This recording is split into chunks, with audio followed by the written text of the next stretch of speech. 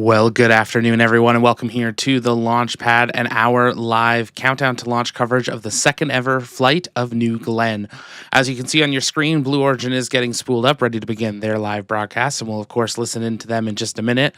Below me, we've got a live look at the weather conditions on the Cape. Currently, the last time we saw the screen with the colors on it, we did have some red on the screen, so we're keeping a close eye on that, but we are going to get ready to listen into Blue Origin mission control as we count down to launch to Mars. Program, but today is a special day where we get to put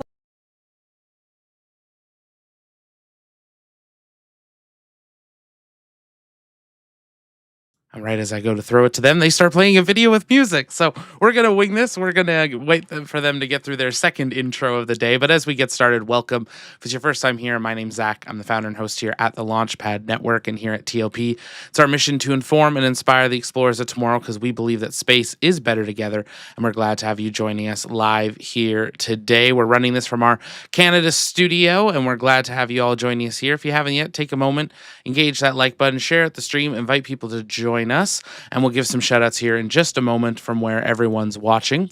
As we get ready to hand it over to Blue Origin, did want to make a very quick note. Head on over to the launchpad.store. Our 2026 calendars just dropped, as well as the first of a number of new prints showcasing the beautiful New Glenn out on the pad. Our crew was out there late last night for sunset and early this morning for sunrise, ahead of today's exciting mission for NASA, launching Rocket Lab built Escapade satellites on a Blue Origin New Glenn rocket. So amazing to see two commercial providers working with NASA on a mission heading off to Mars here today. We want to hear from you in the YouTube poll.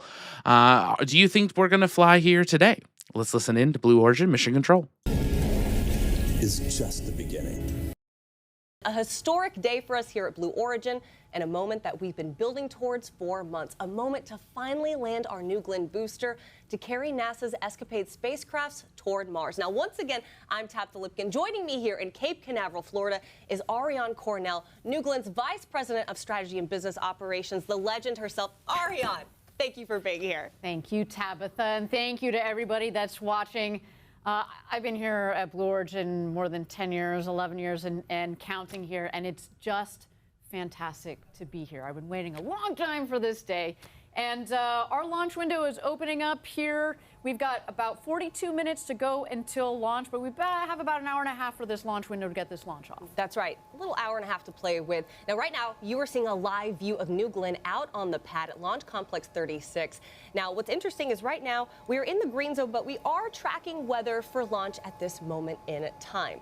The first and second stage, by the way, are also both fueled. A lot happening. The pad is clear of all personnel. Our launch operations team is on console in Rocket Park. And our red team, Ariane? Our red team, that is, to be very clear, that's the team that has the task of fixing any emergent issues that might arise on the rocket during the lead up to launch process. They're located a little closer to the pad itself. They're in Hangar S on the Cape Canaveral Space Force Station there. But let's talk a little bit about Launch Complex 36 for a moment. It's a historic location, 9 miles right from where we are sitting, Ariane. Absolutely. We've said this before, we at Blue Origin, we're standing on the shoulders of giants, the scientists and engineers that have come before us in the space industry. And that includes those that helped launch 140 Atlas II and III launches that took place from LC-36. That include the Mariner, Pioneer, and Surveyor missions. And those missions sent spacecraft to explore Jupiter, Saturn, Venus, Mercury, and the surface of the moon. Now, given that incredible history, how awesome is it that our second New Glenn mission is an interplanetary mission to Mars? It is. So today's mission is called Escapade. It's a dual spacecraft mission. They're twin satellites. And eventually those two satellites are headed all the way to Mars, and they're going to investigate how the planet's weather changes over time. Yeah, it's just so incredible, and we are so grateful for NASA for entrusting us with their payload today. They have been just amazing partners all the way through. Absolutely.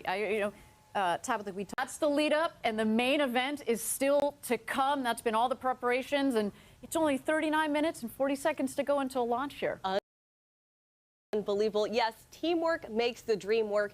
And we are continuing to take our steps towards our long-term vision of building a road to space for the benefit of Earth. We've got a lot, and I mean a lot, in store for you today. We're going to hear from a few special guests and get a behind-the-scenes look as our flight crew prepares New Glenn for liftoff. So for our viewers at home, with NG-1, our first launch that was back in January, our goal was to get into orbit, which we did. Yep. First time we'd ever launched this rocket. Everything else in that case was a bonus. But for NG-2, no. We've got two goals. Our first, and most importantly, is to deploy the payload, our customers, on the right trajectory to make sure it heads to Mars. The second is to land the booster, to land the first stage of New Glenn. That said, if we don't land the booster, that's okay. We have several more. Is looking good, but right now we want to take a moment to learn a little bit more about Escapade and how it will help scientists learn more about the atmosphere on Mars. Our friends over at NASA put together an awesome explainer on the importance of Escapade. Check it out. Mars.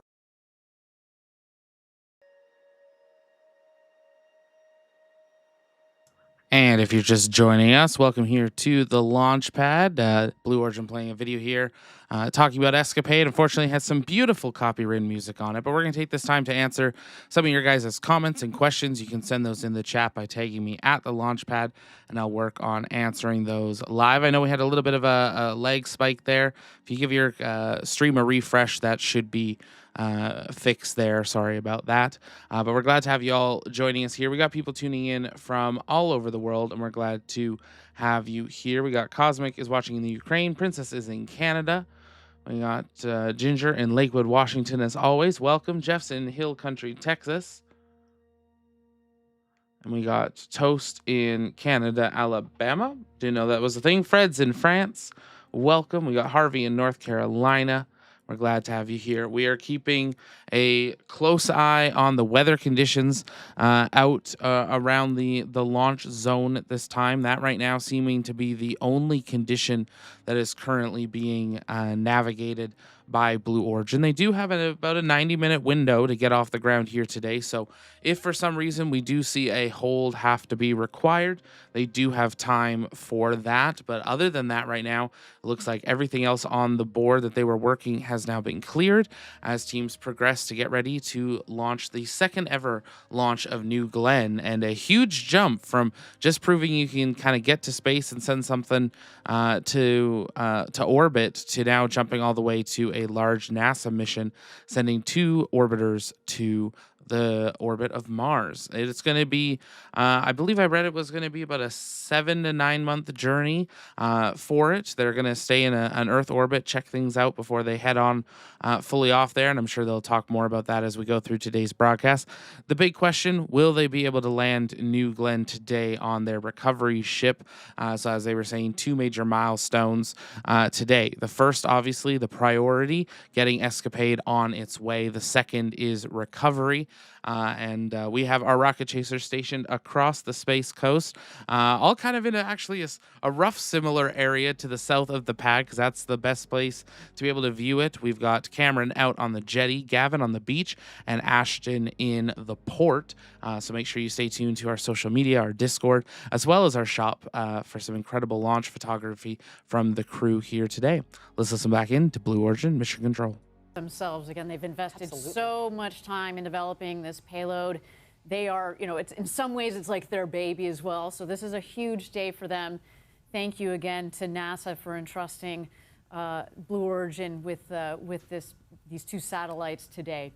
Escapade really is going to teach us so much about the atmosphere on Mars. Hopefully we'll get to go there one day. Yeah. With this information, it's really, really important. And that's the plan. That's the plan they have for it. We have some cool interviews, like with the principal investigator of Escapade coming up. But right now, we've got to bring in the 3rd member of our team. That's Eddie Seyfert. Eddie, you are standing by. You are in a great spot for viewing the rocket launch. And you can see, of course, where we're sitting right behind you. Eddie, what's going on? Yeah, thanks, Tabitha. Thanks, Ariane, for the very warm welcome. I'm sitting on top of the parking garage at Rocket Park, joined by our fellow employees that work in the building right behind me. That building is where we have the heartbeat of New Glenn. Over 3,800 employees show up every day to shape metal and build the rocket that we see out on the launch pad today. By the way, that rocket is just down the horizon. We've got a clear view of it today, and it's going to be a great, great spot to watch the launch today. Eddie, I have to know, how are you feeling today? I'm feeling hyped is really the only word. Grateful to be here. And as I talk to our fellow employees here, we're just proud. We're proud of the work that they've done. We're proud that we can put our best foot forward today and that we're going to attempt something very ambitious today. We certainly are. Eddie, thank you so much. We look forward to checking back in with you again throughout the webcast. We're going to keep an eye on that cloud that's lingering over you. We might have to get Eddie an umbrella. Yeah. Out there. All right, at L-minus 33 minutes, let's chat about New Glenn and what makes it such a special and unique vehicle, Ariane. Give us a sense, let's start out with the size, because it's got some incredible and important features. Yeah, it's a very, very large rocket. For those that have followed our webcast before, we've had quite a few New Shepard webcasts. New Shepard is about 60 feet tall when you put the capsule on top of it. New Glenn is massive. It's 320 feet tall. Wow. So that's 5 times the height.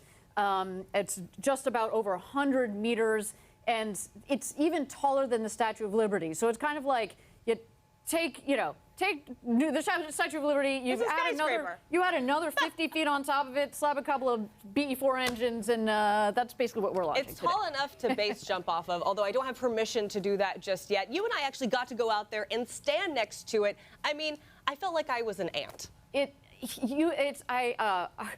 kind of wish we had some people out there so we could give you some perspective. Oh, there we are. There we are. I'm glad we got some video. No, but because it is just so large, unless it's good that you have you've got there for some perspective, but we're still a bit far away from it. But that's all to say that it is so large, and that's on purpose, obviously, right? We want to be able to put very large payloads on top of the rocket. It has this ability to take a lot of mass and a lot of large things from a dimensional perspective up into space. So what you see here is New Glenn is a 2-stage rocket. For those of you that are not space nerds like us, basically a stage in a rocket is just a rocket. So when you say it's 2 stages, we've stacked one stage on top of the other. So stage 1, GS1, is the one on the bottom. It's fully reusable. We also call it the booster. The booster will lift off and push the second stage up. Once the 2 stages separate, the booster will make a flip, and then it will come back to land on Earth. And it's landing on a platform that is currently about 375 miles or so offshore to the east. Underway, it's the landing platform is called the Jacqueline. There's a live look, There she is, beautiful. Looks nice out there. It's beautiful, but Tabitha, it's missing something. It is. It certainly is missing something. Wouldn't that look nicer with a landed booster on top of it? You're right. I think it would. Just saying. But that's the rocket at the core of the rocket. Let's talk about the heart of the rocket. This is my favorite thing to talk about, and that is the engines. Now, in my mind originally, I always thought you built the rocket and then you slap an engine on it. Oh, no. No. You build a rocket around the engines. Yeah. You basically start like, how much mass do I want to take to orbit? Therefore, how much power do I need? And that's when you focus on the engines. And then you build the rest of the rocket around it. So the first stage, the first rocket, again, 2-stage rockets, like stacking 2 rockets. The first stage is powered by 7 BE-4 engines. Blue engine 4. Of course, it's because we built a sequence of these. We've built in-house capabilities to design and build rocket engines. And we build the engines down in our Huntsville, Alabama factory, and each one of these things is massive. It generates 550,000 pounds of thrust. And to, again, give our space nerds, our Blue Origin groupies at home some perspective, New Shepard has 110,000 pounds of thrust at liftoff. Each of those engines has 550,000. Wait, hold on a second. Timeout. Oh, wait, we got a shot of the beach there. People enjoying the beach and ready to watch a launch. Do you think these people know what's about to happen? Like that they're like, is this an earthquake? No. Shot There's a from rocket Cocoa in the Beach. distance. Yeah, they're like, oh, what is that? So anyway, okay, so we have 7 BE4 engines. We got 7 BE4 engines, so each one of those engines, 550,000 pounds of thrust, 5 times what New Shepard has, and then we multiply that by 7. At the base, you see a live, beautiful shot of the base of the rocket. 3.85 million pounds of thrust is what this rocket is going to have on liftoff. So that is the first stage. Let's go on to the second stage. The second stage has 2 BE3U engines, liquid oxygen, liquid hydrogen on those engines. And the thing that makes those engines different from these engines that you're looking at is the fact that they are throttleable. Like a jet engine, we can power up, we can also smoothly power back. The other thing is that they're built to operate in space.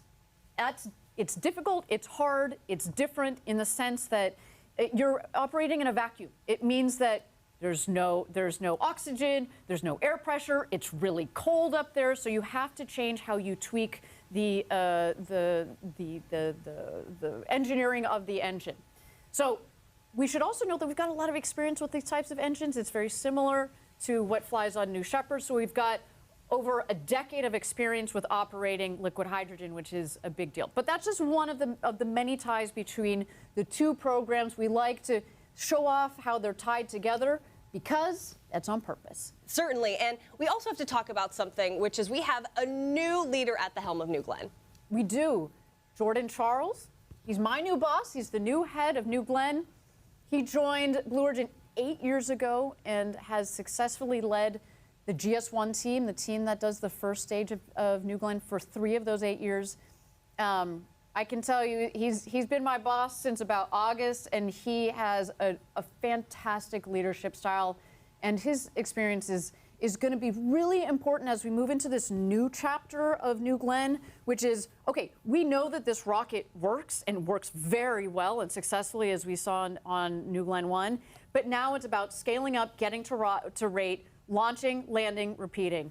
Certainly it is, and it's so great to have Jordan leading this program. Now, for today, we also have these 2 primary objectives for New Glenn. The first, of course, to safely deploy the Escapade payload and deliver for our customers. Also on board is a technology demonstrator from Viasat in support of NASA's Communications Services project.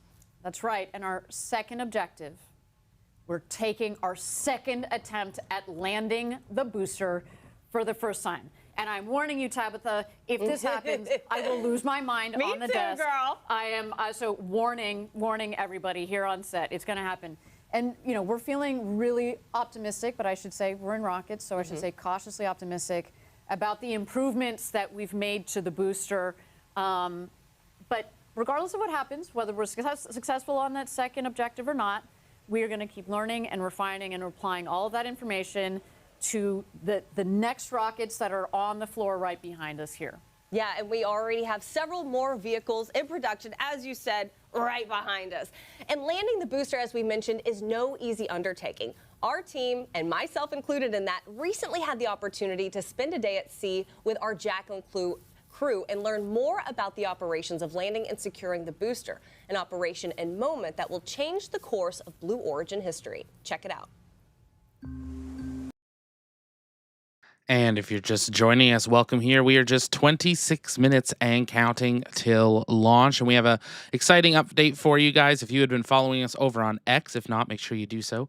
TLPN_official. We have had confirmation that Blue Origin has cleared the helium issue that they were working and are currently trending go for launch, with the only watch item now being that weather condition. So they're keeping a very close eye on that. We have that up. We're monitoring it here with the weather coming into us from the U.S. Space Force, as well as the NASA KSC weather system as well. And we're keeping a close eye on those clouds here today. And making sure that they hopefully clear the range. Right now, most of them are over LC39A, through Slick 40. So they're not directly over Slick 36, but there is a small cell developing south of the Cape, moving in a northeasterly trajectory, which is expected to pass the path of today's flight. A secondary cell now developing inland over Rockledge, Florida, also moving northeasterly towards the pad. And that cell looks like it would pass directly over Slick 36 here today. Not only is that just the weather radar concerned of rain and lightning, we also have to watch the cloud conditions as well. And like with regular Falcon 9 missions, it's not only the conditions at the launch site that we're monitoring, we do have to monitor the recovery conditions as well. If you're just joining us and wondering more about today's mission is Escapade for NASA, the Escape and Plasma Acceleration and Dynamics Explorer. It is a dual spacecraft, each one named Blue and Gold. This mission will study ion and sputtered escape from Mars. The science goals of the mission are to understand the processes controlling the structure of Mars's hybrid magnetosphere and how it guides ion flows, understand how energy and momentum are transported from the solar winds through Mars's magnetosphere, and understand the processes controlling the flow of energy and matter in and out of the collisional atmosphere. Escapade is part of NASA's Small Innovation Mission for Planetary Exploration, the Simplex program. There are also 3 science experiments on each spacecraft: the IGMA, the ESA, and the ELF. IGMA is a magnetometer measuring DC magnetic fields. ESA is an electrostatic analyzer, and ELP is a Langmuir probe measuring plasma density on board today. There's also going to be a tech demonstration as part of the New Glenn part of the mission from Viasat in range. It's a launch telemetry relay service that they're testing for NASA's communication service project. And on top of that, of course, this is basically a demo mission proving out New Glenn to see if they will be able to land it. As you can see on your screen there, the beautiful recovery ship of Jacqueline. And there's a view of the pad. New Glenn fueled up, getting ready to go here. 23 minutes and counting. Let's listen back in to Blue Origin Mission Control. Today, what are you doing here? Oh, well, I'm working on console, working with the team, super excited. It is just an amazing day. We've waited a long time for this. This is for us such a day of firsts.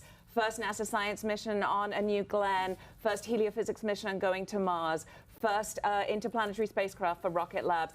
All of these really amazing things. And for me, the excitement is it's really the first mission that we are going to launch for Artemis to be able to start getting ready to protect our crews when they go to Mars. Super excited about Artemis 2 next year, launching to the moon, and then NASA Science, we are eyes on Mars. Oh, we're all eyes on Escapade and Mars today, aren't we? Amazing. Isn't this nice that I believe your background is in heliophysics?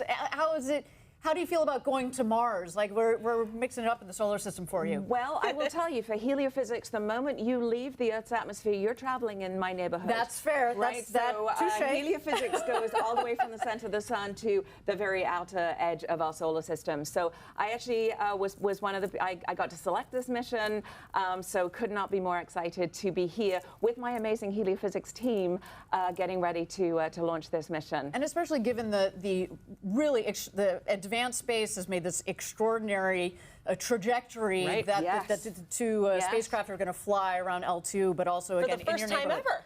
First time ever, and it actually unlocks a lot of possibilities for us thinking about Mars going forward, because now maybe we're not stuck with these Mars launch windows. Exactly. Right. So it's such a fantastic day. Cool. And really briefly, can you explain that for our viewers? Because what we're doing is we're kind of doing it in the middle period where we normally wouldn't send something to Mars, but we're going to sit it and let it wait. So explain that. We are. So we don't have to wait another basically 13 months for Mars to get exactly in the right place and then launch. We are launching the mission. It's going to basically hang out and then wait for Mars to come into the right location and then accelerate full speed ahead to Mars. So it's just a really great, yet another mission of firsts. Yeah. So many great things. Dr. Fox, thank you for taking the time. I'm sorry I had to grab you, but we couldn't pass up this opportunity. Well, and I just want to thank you guys. I want to thank Blue Origin for their amazing partnership on the New Glenn. I want to thank Rocket Labs for all the work they've done, the amazing team at NASA Goddard, my incredible team at NASA headquarters.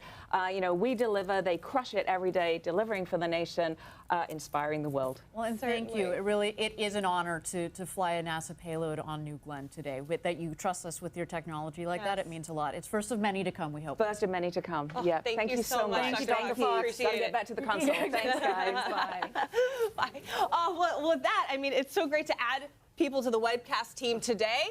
But let's throw it back over to Eddie. Eddie, he is out. He is out with a great view in Rocket Park. And Eddie, who you got there? Yeah, hey Tabitha, hey Ariane. We know going to space is a team effort, and I've got one of those key teammates with me today. This is Tim Fisher, one of the chief engineers of Blue Moon, and behind us is Lunar Plant 1 that has 2.5 million square feet. Well, it brings our Rocket Park facilities to 2.5 million square feet of production space. Tim, what happens in the building behind us? Well, we're building our Mark II crewed lander, one of the biggest spacecraft ever, and our cislunar transporter, another humongous spacecraft, almost as big as the upper stage of New Glenn. And we even have parts of our second serial number of the Mark I lander in there right now. No, it's very exciting what this team gets to do on a daily basis, helping NASA, helping Blue return to the moon, this time to stay. Tim, what makes our lunar lander so special? Well, we're here for reusability and sustainability. We've chosen a lander architecture that someday we can refuel and reuse and go back and forth to the moon several times with the same lander. This is exciting, right? This is the stuff of science fiction, and Tim and his team are making it happen. And soon, right? Tell us about Mark I. What is that about? So Mark I is our Pathfinder. It's using a lot of the same technologies. It's a hydrogen-oxygen lunar lander, and we are aiming it for the moon this spring, and it's going to prove out a lot of the technologies we need to get the crewed lander. Tabitha, Ariane, I'm excited to return to the moon, this time to stay. What else can we answer here? I love it. Hey, Eddie, I mean, you saw in the video, we had some B-roll playing back there. You can see with the cars for scale and the massive building. Can you talk a little bit about why it's so big? I mean, our lunar landers, you know, are not necessarily going to be that big. Why does the building need to be that big? Yeah, no, Tim and I were just talking about this, right? The Mark II crew lander that will be ready soon, it stands over 16 meters tall. So you have to encapsulate that in the very large New Glenn fairing, and that happens in the building behind us. So then we can send that payload fairing to the integration facility at LC-36 and get it ready to New Glenn and launch it to the moon. Fantastic.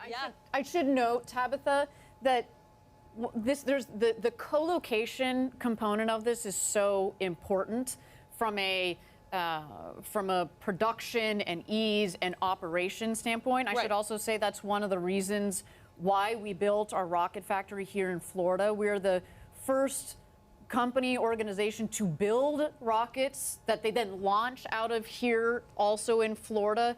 And the co-location in principle is supposed to make this, just make the operations faster, smoother, cut down the time, cut down the risk. Anytime you're transporting a rocket, you're taking risk, right? So we want to cut that down. It's cutting down on the risk, cutting down on the operations. But what is also nice is that the team that's going to be building the lunar the lunar payload and our lunar landers out here get the opportunity to come walk, you know, a couple hundred feet down the road and then come and talk to the engineers that are here building New Glenn. So the co-location, you know, we do have several locations around the U.S., but by now, in terms of number of people and programs and things, Florida is starting to become a little bit more, let's say, the center of our operational gravity, if you will. And so we're so fortunate that we decided to create such a large campus here in Florida to then be able to add, as appropriate, the other programs, not just the New Glenn program. Right, certainly continuing to build in many ways, and of course, build the road to space for the benefit of Earth. Yes. Well, if you are just joining us, I wanted to let you guys know you've got a live look there from Huntsville. Everyone is getting so pumped up for NG2. But right now, we are at L-minus 48 minutes, about 45 seconds. You might be like, wait a minute, I thought we were a little closer to launch than that. Well, that is because we do have a reset of the clock to allow for weather conditions to clear for launch. That is Kent Washington. Go Kent, losing it. Oh, yeah. I like the guy with with the flag. I like whoever's job it is, make sure they're the hype man with the flag. That is Doug Gross. He is, I want to say, first couple dozen of employees. Really? That man has been here. He's a legend at our company. So if we've given him flag bearer, he's earned that honor. Hype man for today. Such an exciting day for all of us here at Blue Origin. But right now, we're going to take a moment. We're going to throw it right over to this beautiful rocket. Let you sit with it there on the pad as we are continuing the process for NG2.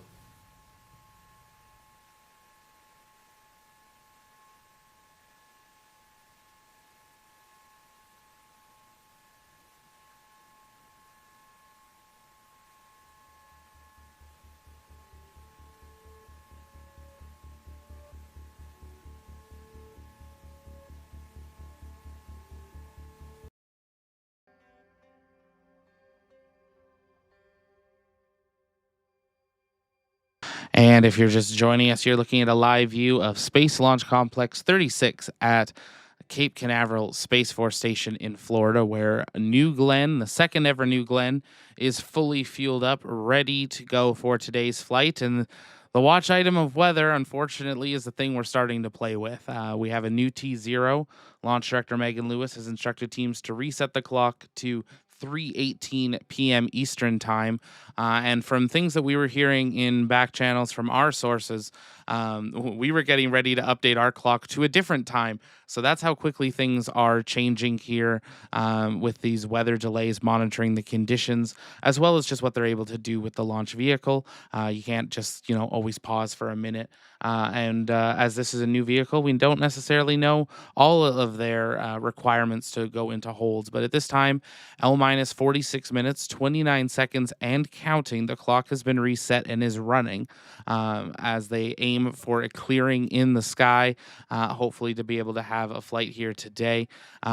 Interesting enough, every time they show us the landing pad, it's actually super clear. And they are able to, it looks like it's going to be a great weather out there for recovery, but we're keeping a close eye on those weather conditions at KSC for it. It looks like wind right now is the current watch item, according to Cape Canaveral and Kennedy Space Center. We did have lightning in the range earlier, but those are currently now no longer a red item. They are orange, trending that they're going to be clearing, but we're keeping an eye. I do have to say, Blue Origin has some incredible cameras, though, for today's mission. A huge step up from the previous flight, and it probably has to do with it's daytime. We can actually see the rocket. Currently, right now on KSC's weather that we have, it says strong winds at Cape Canaveral, anywhere from 35 to 45. I missed the numbering there. I think it was knots, and that's trending until 7 p.m. that they're going to be in this weather warning. So we'll keep an eye on the weather coming in from Kennedy Space Center in Cape Canaveral. See if that clears as we continue running. Let's listen back in. 4 minutes and 50 seconds, and I've got to throw it out to our very own Eddie Safert, who is with employees at Rocket Park. They are pumped. We are pumped. Eddie, bring it to us. What's going on out there? What can I say? This is hype. This crew, they've committed to be louder than before. This is the heartbeat of New Glenn. These people here, these teammates of ours, they're the ones that build BE4. They're the ones that build New Glenn GS1, GS2, that put Escapade on top of that rocket, and they're here to see a launch. Who's ready for a launch?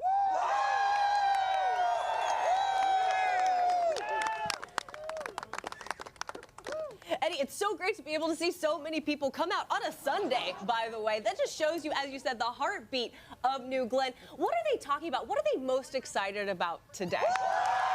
Well, listen, this crowd is hyped, as you mentioned, on a Sunday. We're just so excited to be here. It's about what we do day in and day out for our mission, and our family and friends that let us do this. That's what everybody's talking about. Yeah. I could definitely feel that. The crowd has been growing, too. Goodness, at L-minus 30.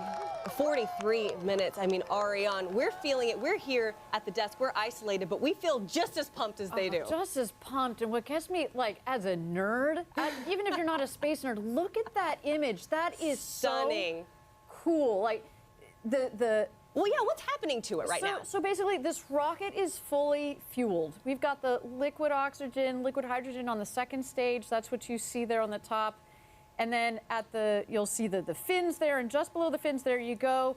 That's the New Glenn first stage with liquefied natural gas and liquid oxygen in there. And it looks like it's steaming, but it's quite the contrary. It's really, really cold. So what you see, you can barely see, New Glenn on the side of the rocket there, and it's so cool. It is really, I mean, that's the right like word. A nerd. I'm it's sorry. cool because it's cool. I know. I had kids, but like my husband, I'm popping out dad jokes. It's really awful. It happens. But anyway, it is, the rocket is looking really, really good. I should say, Tabitha, the team has been working so hard over the last couple of days to get that rocket ready. And in particular, we learned so much on NG1. So much. This is the first time you do something, okay, like you design it one way, but you don't really see how things are going to click and connect physically on the rocket, but also from a team perspective, from an operational perspective, until you do it. And so we learned so much on NG1, and to see the speed and the improvement on NG2 has been amazing. Last week, so I was down here last week for what we call integrated hot fire. So what we do is we stack the rocket, looked exactly like this. We hold down the rocket, and we fire the 7 BE4 engines. There you see the base of the rocket, those 7 BE4 engines. Super powerful. Just to make sure that everything is flowing and working right. And we rolled out the rocket one evening, and we hot fired the rocket the next evening. That took us several attempts the first time we did this. And this time, boom, within 24 hours, we had our integrated hot fire test complete, which is what led us here. And then basically a week later, we were on the pad ready to launch because we had a couple of learnings that came out of that integrated hot fire, but we're ready to go. Right back at it. It wasn't a ton of things. And so that is just one way in which we're showing the improvement in our operations of this rocket. And if we keep up on that trajectory, so to speak. Think about what that leads to. That is what's going to lead to the launch, land, repeat. And that's why today is so important for everybody at home. We're objective number one, putting this rocket into space to put our customer, our NASA Escapade mission into space. Objective number two is to get that first stage, the booster, to land on the ship downrange, because we need to learn from the landed booster to be able to do the refurbishment, because this rocket is reusable, because we're going to bring down the cost of access to space through that reusability. But exactly. Look at that. But just taking a moment to sit with the rocket, let's actually toss it back over to the rocket on the pad. Again, you are watching the webcast of NG2. I'm getting chills.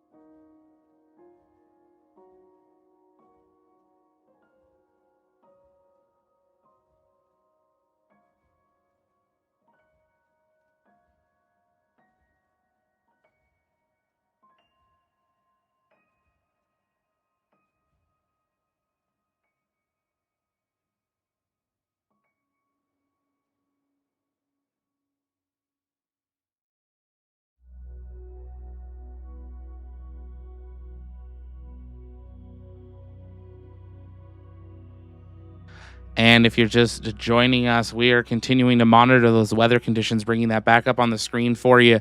And you can see in the bottom right corner that, top right of the big cell at the top of your screen. That's the one passing to the north of the launch site. But on the bottom of the right of the screen, bottom center, that cell developing over Rockledge, really starting to flare up, heading towards the path of today's launch. And you can see these dramatic images coming in from Blue Origin of New Glenn fully fueled on the pad, but these very ominous clouds in the background. So if I was a betting person, I'm betting that we might see another hold. And if I'm a betting person, maybe this doesn't go today, but we'll have to wait and see. We do have that 90-minute window. They have currently stepped we'll do some quick math in my head, about 33 minutes into it. So they do have another hour if they wanted to push any more into this window or needed to. But the fact that the KSC weather says strong winds, 35 to 45 knots until 7 p.m. for both Kennedy and Cape Canaveral, that's definitely going to be a major watch item on the screen. But otherwise, everything we're hearing is the rockets go. This is only the second ever flight in New Glenn, and compared to last time where we had a lot of issues, they navigated a minor helium thing earlier today, but sounded like it was something that they were kind of prepared to navigate. Could just be the difference of time of year, the weather, the humidity difference, things like that. So they were able to clear that, and New Glenn right now is go. The weather is not. As we have this kind of period of time where we're waiting to hear an update from them, you can send in your questions in the chat by tagging me at the launch pad, and I'll work on answering those live to the best of our ability. Again, a huge shout out to our incredible Rocket Chaser team out in the field, possibly getting rained on or getting ready to be rained on. We've got Cameron out in the jetty, we got Gavin out on the beach, and we got Ashton in the port. So covering this all from 3 different vantage points. So make sure you stay tuned to our social media, our Discord, as well as the shop to get some awesome prints from them. Looks like Blue Origin's going to fill some time by playing an incredible video. This is going to be about the telemetry system that is being tested for Viasat on New Glenn. This is kind of a secondary mission that's been put on board, but an important one nonetheless. I pinned it in the YouTube chat, but a quick shout out. If you haven't yet, while we have time, head on over to the launchpad.store. If you use promo code Escapade, you can get 10% off absolutely everything on the store, including our brand new 2026 calendars. We got 6 options for you. We've got an incredible one featuring Gavin. We got 4 other ones featuring launch shots, engine shots, liftoffs, and launch streaks from all over the United States. And there's a really, really special one there if you're kind of a crazy person and really like me for some reason. There's one with pictures of me. No one asked for it, but it's available. You can get it. You can put me on your wall. Don't do that, but if you want to, go for it. And if you use code Escapade, you can save 10% on it as well. We've made sure that we get these out early enough for you guys to be able to order them, get them before the holiday season, give them as a gift, give them as a joke gift. I don't know. But if you head on over and you place an order while we're still live, we'll do some shout outs here of any orders that come in. Obviously not telling everything about you, but we'll do some shout outs there. For those orders that are placed right now. I can see how many of you are on the website, and I see not enough of you are. So take a second, head on over the launchpad.store. We're now under 34 and a half minutes to the current T0 for liftoff here today. So we're continuing to monitor those weather conditions. Looks like the bottom right one stopped updating. I'll see if I can get that refreshed here. But the top one coming in from NASA and Kennedy Space Center is continuing to update those weather conditions down in the Space Coast here today. L minus 34 minutes, 6 seconds and counting. Send in your questions with at the Launchpad, and I'll work on answering those live. And stay with us right here on the Launchpad.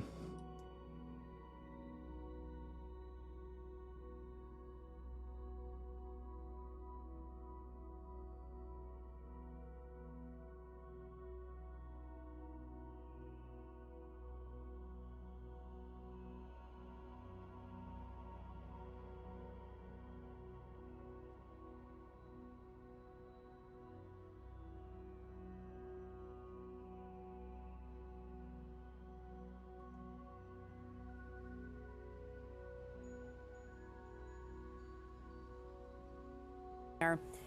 Also, this Viasat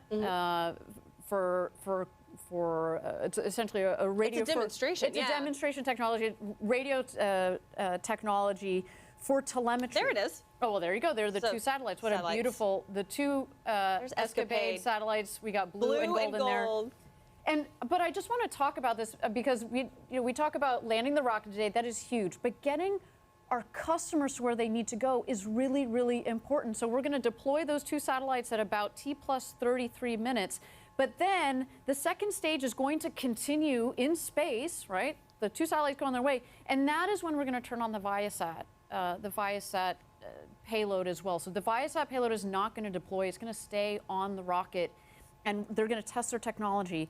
And it's so, we feel so honored that we've got organizations like NASA. Right. We've got organizations like Viasat, one of the foremost satellite operators in the world, that are entrusting Blue Origin with their technology.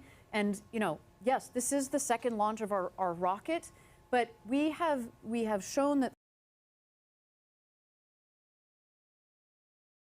through the way that we do our engineering and our development and our testing program, that they said, okay, let's take a chance with you guys. And that means a lot to us. That is not lost on us. And so I want to thank, our customers, partners. all of our partners and customers that have flown with us and are going to fly with us. It really does mean a lot. It's not lost on us what our mission is. Not at all. Little rideshare payload. The Viasat CPS technical demonstration is what we will be seeing. And you right there are seeing a live look from Jacqueline. And Ariane, it would look so much better, as you said. Gosh. It's missing something. It's missing. There's something It's just something off that on could this go image. right in the middle. Right That would look real good. Can I tell? A lot of people don't know this. That landing pad is the same size as the landing pad for New Shepard. It is. Which That's right. the rocket is 5 times taller.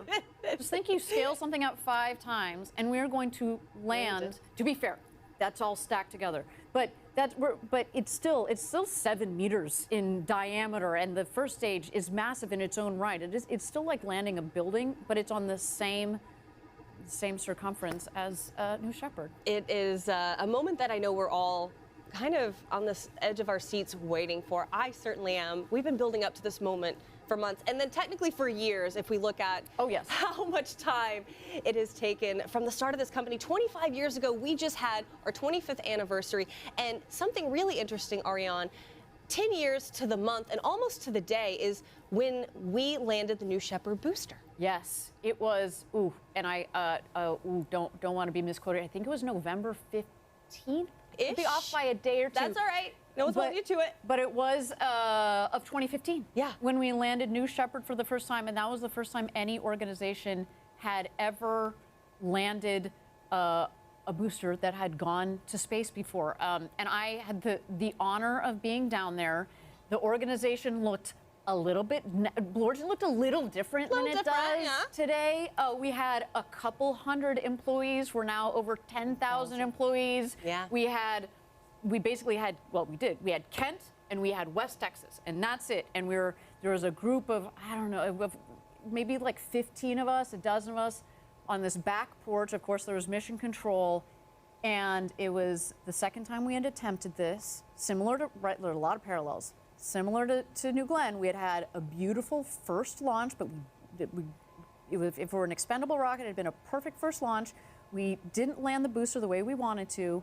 And on the second launch, we launched it and it came back, and Tabitha got, this is like ingrained, like just burned in my memory, is this rocket came down and we heard on this handheld radio, the engines, like drag brakes deploy, engine relay, and people are just like losing it. Holding their breath. And you see in the distance, because for New Shepard, you're a couple miles away, and it kicked up all this dust, and then we heard touchdown.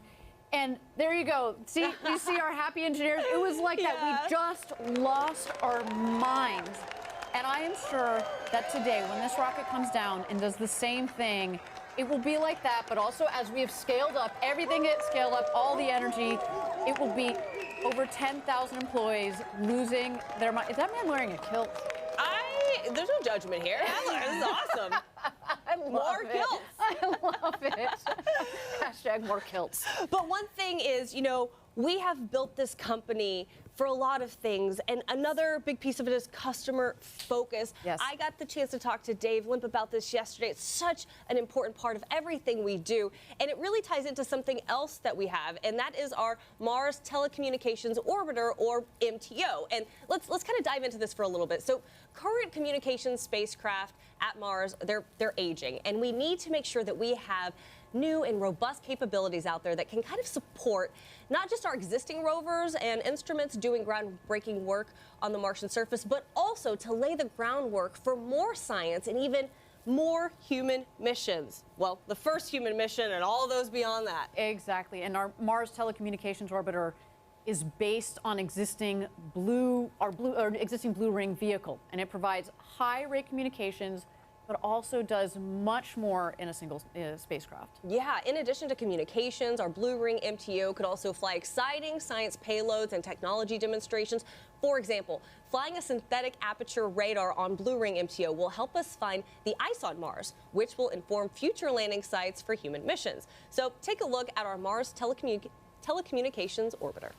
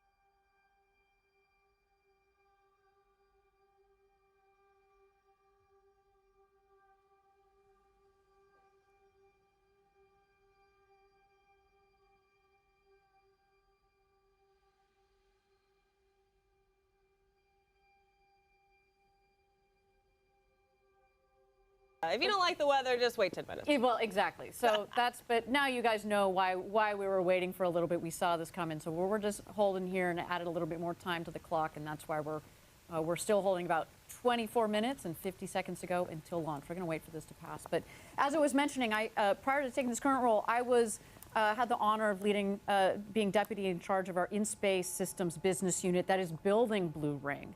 And Blue Ring has this ability to take up to 13 payloads and then deploy them, but then also act as the comms relay, also do edge computing in space.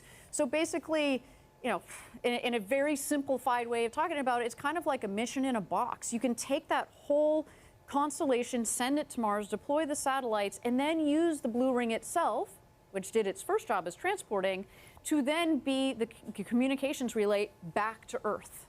And the more power you have in that comms capability, the faster you're going to get the data and the communications. Right now, one of the biggest issues is that Mars is so far away. And so like there's this huge delay. The better the comms you can have, the better we're setting up, as you were mentioning before, you know, future, not just the science that needs to happen to prep us for our future missions to Mars for, let's say, robotic landers and things like that, but also for people to go to Mars one day. So we're really excited about the prospect of this mission and what we can do, again, for our customer here at NASA as they think about future exploration missions. Yeah, it's so exciting to hear just about everything that is happening.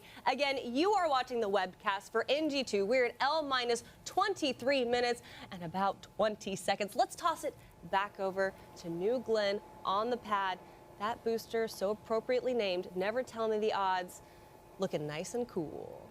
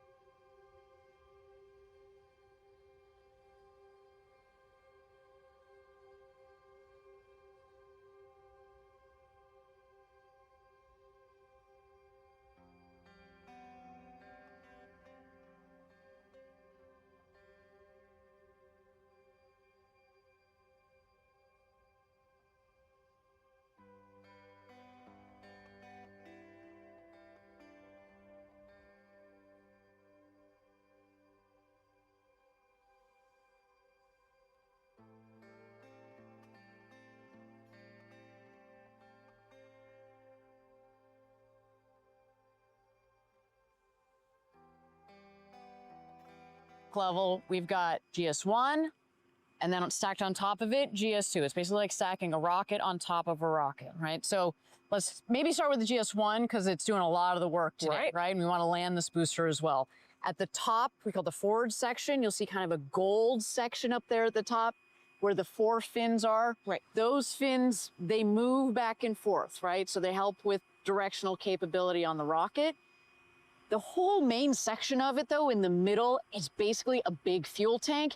And then you get to the aft, the bottom section there, that has the landing gear you see in each of the doors, but it also has the 7 BE4 engines that are in the base. Right. At the top, then, so that's basically GS1. At the top, basically from the white portion above the gold and beyond, tucked in there are the 2 BE3U engines. The part with the feather, again, that's all basically tank, liquid oxygen, liquid hydrogen for the propellants. I forgot to mention liquid oxygen and liquefied natural gas, the propellants for the first stage, so they're different propellants. And then kind of that nice, smooth top, that is the fairing. There are 2 halves of the fairing, and those will deploy off, those will fall apart once the second stage is up in space. Right. And inside the fairing is where the Escapade, the 2 payloads, the 2 satellites of the Escapade mission are currently. Our twins. They're twins. They're on what's called an ESPA ring. And so it's a ring that mates to the top of the rocket. And then on that ESPA ring, we put the 2 satellites. So once they're up there in orbit at about 33 minutes, first the blue will deploy. We wait 30 seconds.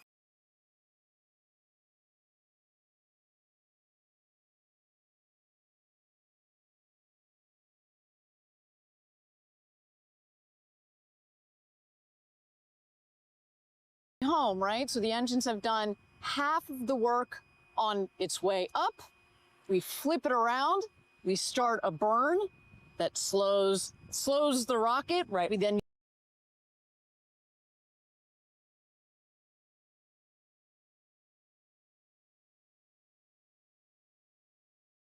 use the strakes, or what look, they're basically our wings at the base of the rocket.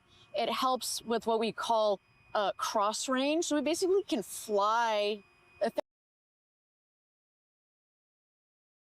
It lands on the Jacqueline platform just in the last 3 of the 7 engines that relight, and then finally just the final engine that lights. You don't need, because you're landing what is effectively an empty fuel tank. And something the size of a skyscraper. Something that's the size of a skyscraper. So you do need power, obviously, but not as much, obviously, as when it starts. And then it should come for a nice soft landing on the Jacqueline. And if we do that, It'll be pretty epic. it'll be history, it'll be epic, and it opens a new chapter for Blue Origin. So appropriately named, Never Tell Me the Odds. Don't tell me those odds. And Ariane, it was really, I don't know, almost like an out-of-body experience to be standing next to New Glenn. I have been to New Shepard launches. This is my first New Glenn launch. And to see New Glenn upright, and to be in the presence of something the size of a skyscraper, and to learn, as you mentioned, it's essentially a rocket stacked on top of a rocket, right? And the pad itself has so much history. It's just like, I don't know, Space Coast is such a special place. This launch is so special. This rocket is so special. So yeah, I had a chance to chat with some of our customers and our VIPs that also got a chance to check out the rocket. A lot of them, of course, have been in the industry a long time, and they got out there for a photo op yesterday, and they said, "This rocket just looks beautiful." Yeah. And there is something to be said, actually, for, you can look at a piece of engineering. I know it's very simplistic, but you can look at a piece of engineering and be like, aha, that looks right. That looks right. It feels right. You add too many bells and whistles, and you're like, it's not. This rocket is a marvel of engineering. It flew so well on its first go. I cannot wait to see how it performs on its second go. And as we said, we're cautiously optimistic. We've made some changes to the first stage after our first launch, where we didn't recover the booster to be able to land this time. And we feel good. We feel good. I don't want to jinx anything, but man, I feel We're good. knocking. I knock on my, knocking all over the place. Yeah. But you're right. I've been talking to employees, for months leading up to this moment, and employees do feel good. Engineers feel good. And this launch, it feels different. It feels good. And I think everyone is just, on the edge of their seat at this precipice, right? We're ready to land the booster. It would feel a lot better if these clouds got out of the way, if this weather got out of the way. We are in a weather hold. So here's what's going on. If you are tuning in right now, you're watching the webcast for NG2. You might notice on your screen that we are in a hold. We're doing that to allow for a little more time for that weather to clear. We're going to let you know and keep you guys posted on the new T-clock as soon as we get information on that. So right now, let's toss it back over to New Glenn on the pad as we wait for some of this weather to just kind of move on out. Roll on by. Just get out of here.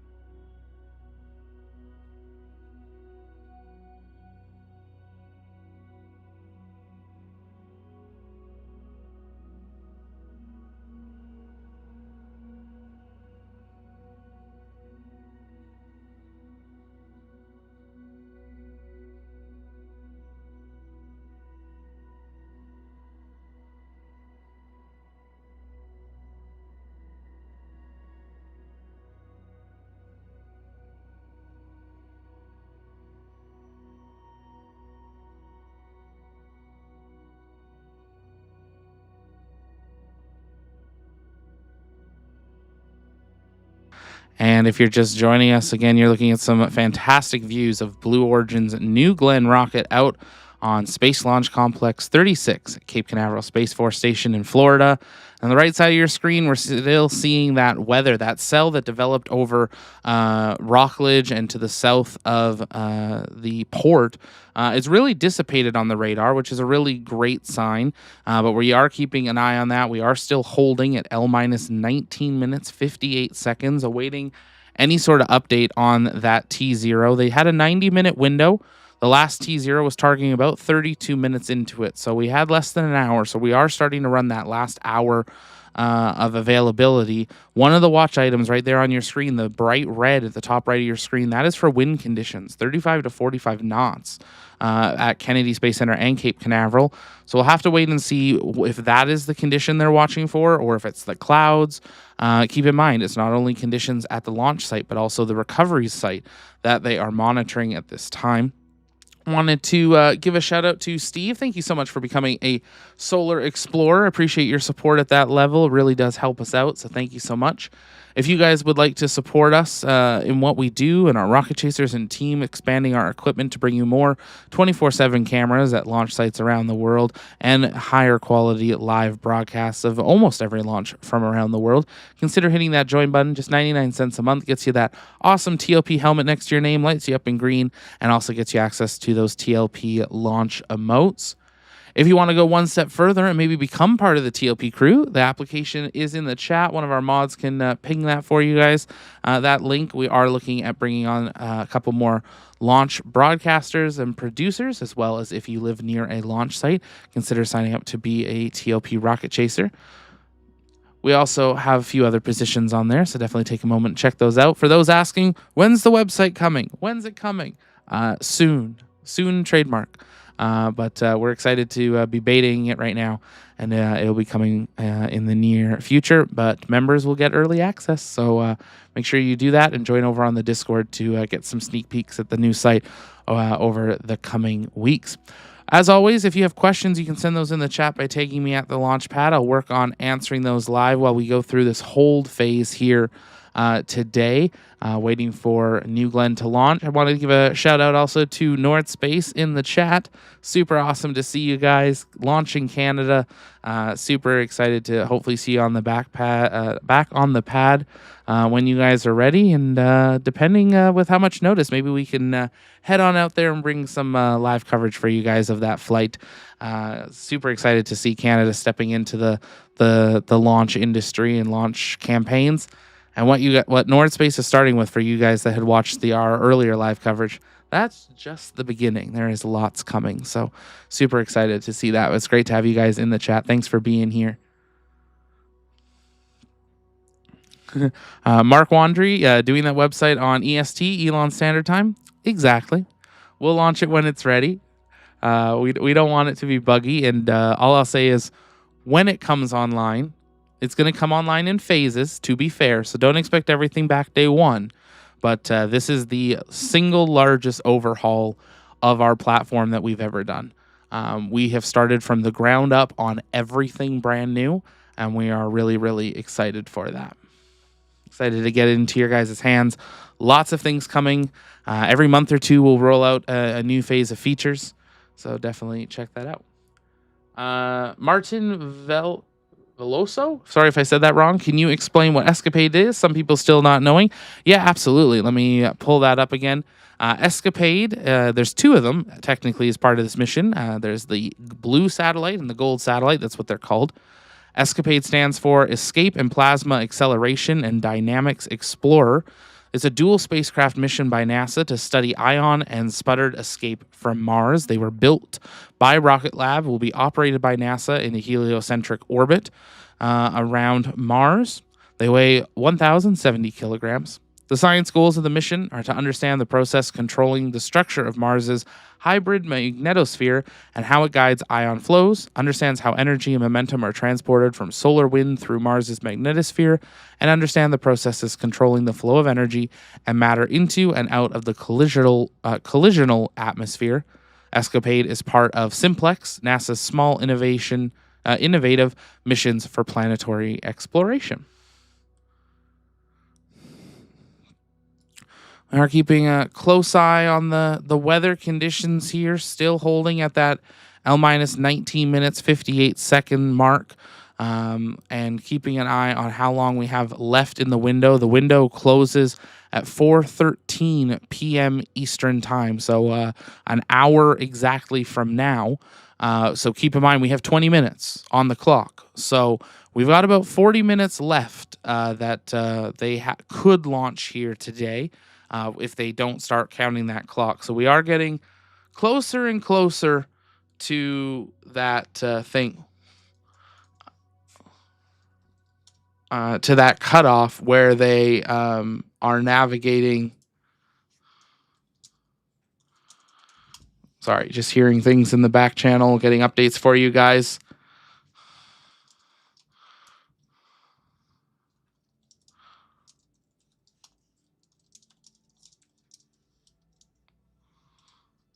As we continue to monitor the weather conditions here, as they're waiting for clear sky. It's looking a lot better for the view right now. You can see some nice blue sky, some lighter clouds there.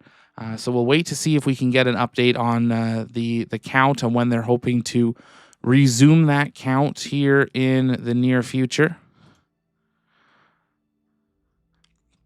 12 minutes ago, Blue Origin said entering a hold to allow more time for weather. A new T0 is forthcoming. And I did just get another update. There is a very, very, very strong chance that there might be a boat in the range right now. And we are waiting for the boat to be cleared for them to be able to resume the launch here. Yeah.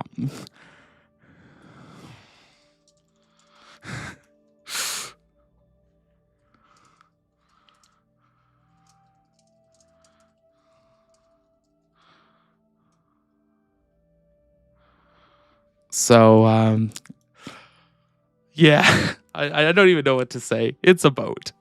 It's always a boat.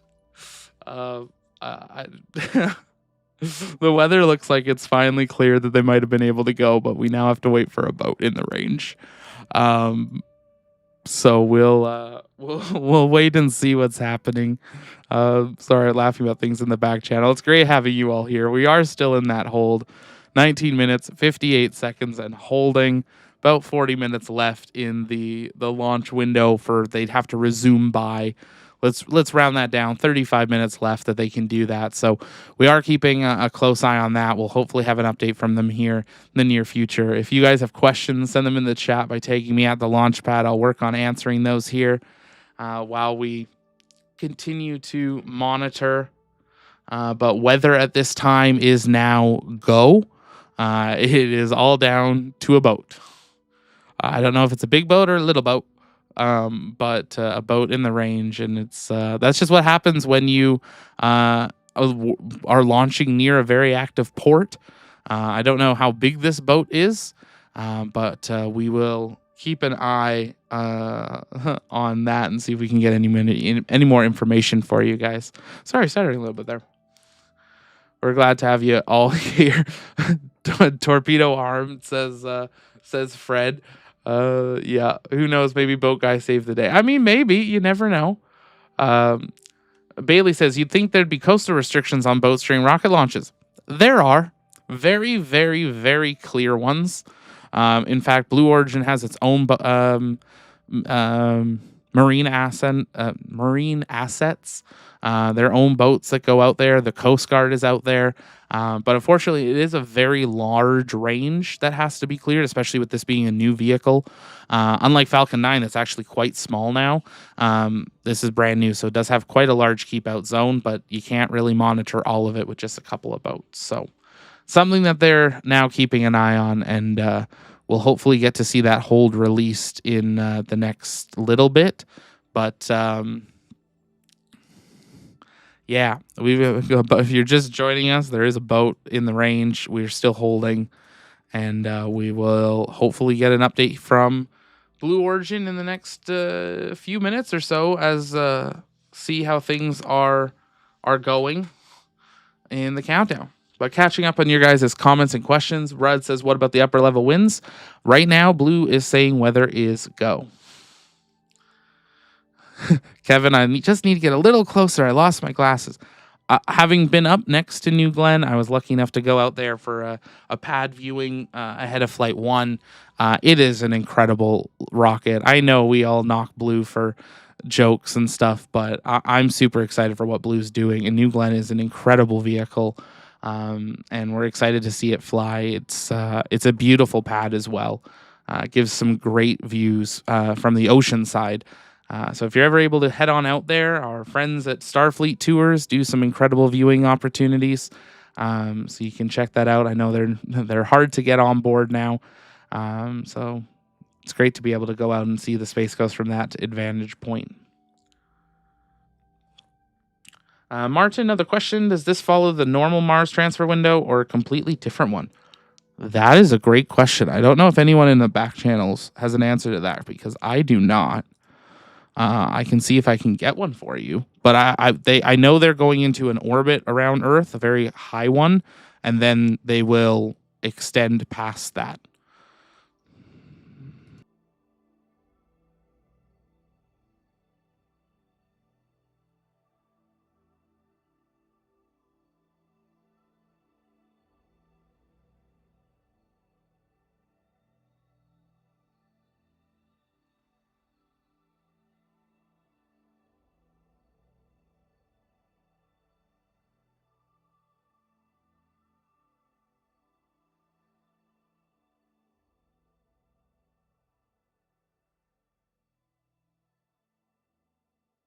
And just like that, I get an answer from the back channels. Awesome.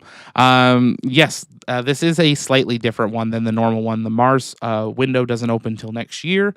We were all hoping we'd see Starship fly in the next Martian window, but it doesn't look like it. Because Escapade is so small, they're quite small in the grand scheme of things going to Mars, and they're so light, and New Glenn is a powerhouse rocket with a lot of force. They are able to launch in a trajectory to get there to Mars, but it's going to be a longer window. And that's why they were saying, I know Blue Origin at one point said it'd be anywhere from 7 to 10 months. This one's looking at about 9.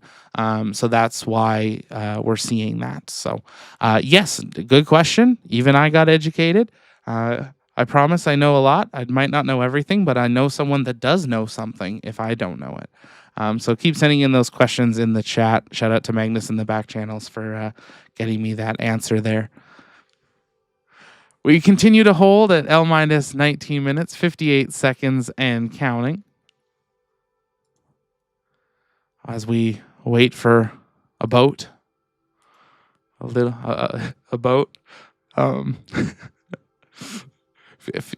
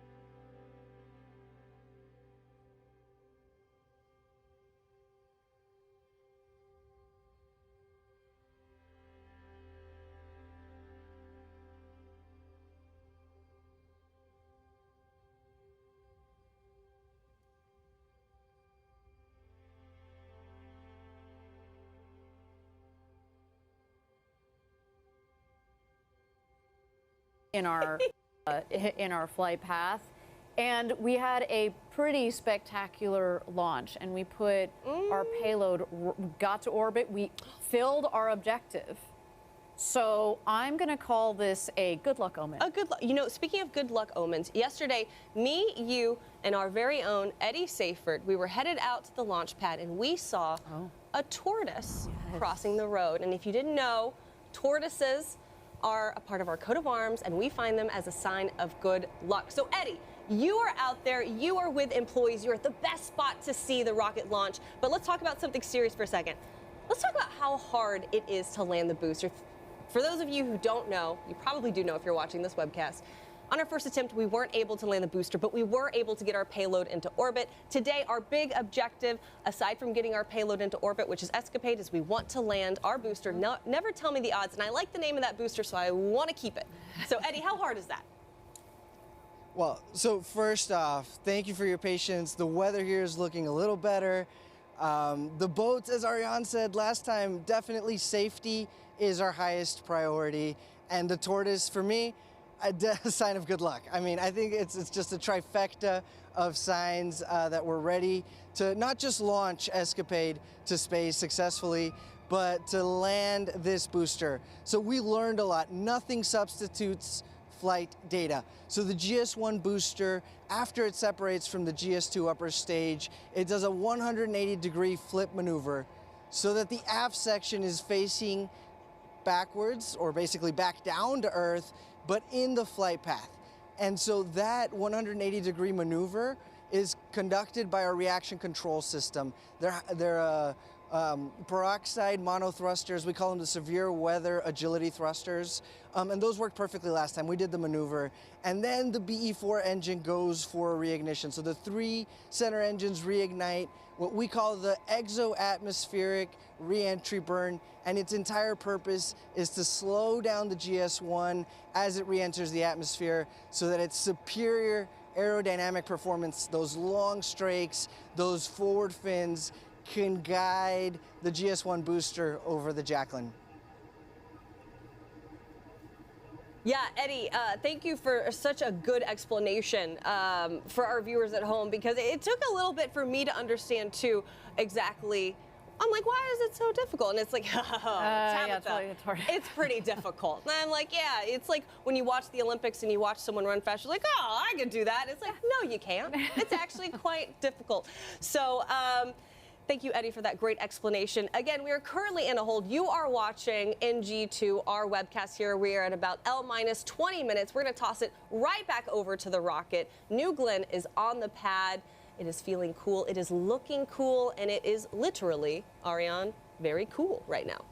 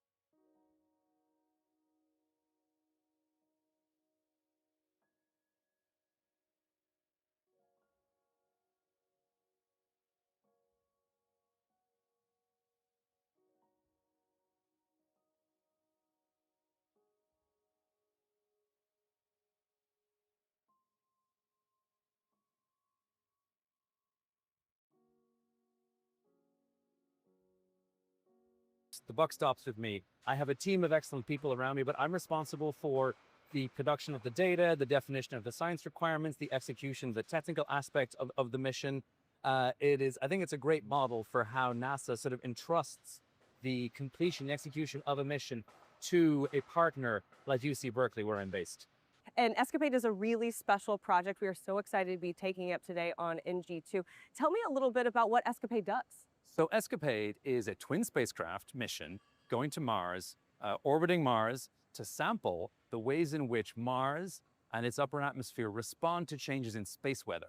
By space weather, I mean the million-mile-per-hour stream of charged particles that the sun is at all times throwing out. Sometimes that stream gets gusty, and the gustiness, essentially, of it is what we call space weather. And there's all sorts of ways that can happen. The magnetic field can get stronger, the speed can get higher, the density can get higher, and all those things have an effect on the Martian atmosphere.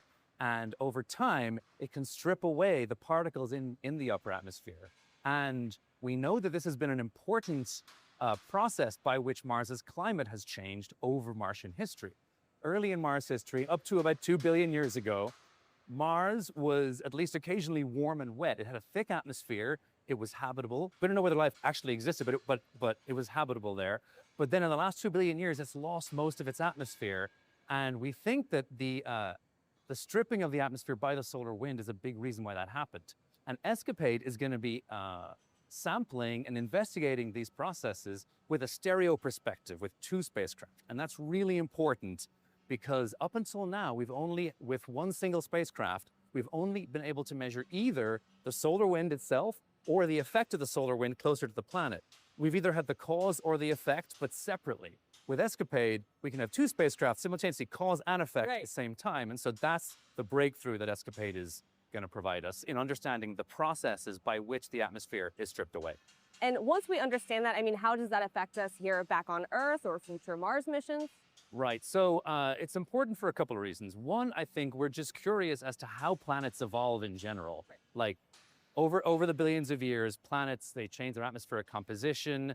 They're more volcanically active, and that can affect the atmosphere too. And so this is an important piece, it isn't the only piece, of course, but it's an important piece of the puzzle of Mars climate evolution. And that's interesting just because we love to explore as humans. But it's also important because space weather can have a practical effect on robotic spacecraft that we send to Mars future, and also humans when they explore Mars. This is important for a couple of different reasons. One, a big space weather event, what's often called an interplanetary shock or a coronal mass ejection, when the sun belches out a couple billion tons of hot plasma, often at high speed, high density. As that shock expands through the solar system, it accelerates particles to really high energies, high enough energies that they can go right through a spacesuit and cause astronaut health problems. Right. And so the radiation on the surface of Mars, when you get a big enough coronal mass ejection, you can get 100 days worth of radiation in one day. This happened last year. Wow. This happened last year, right. June 6th, 2024. The usual background level of radiation was increased by a factor of 100 for that day when that happened. And so if you're an astronaut on the surface of Mars, you don't want to be out away from your radiation shelter when that happens. And so Escapade's measurements are going to enable us to better forecast those radiation hazards. There's another reason too why Escapade's important, because we're also going to be studying the ionosphere. So this is a layer of gas in the upper atmosphere that's ionized.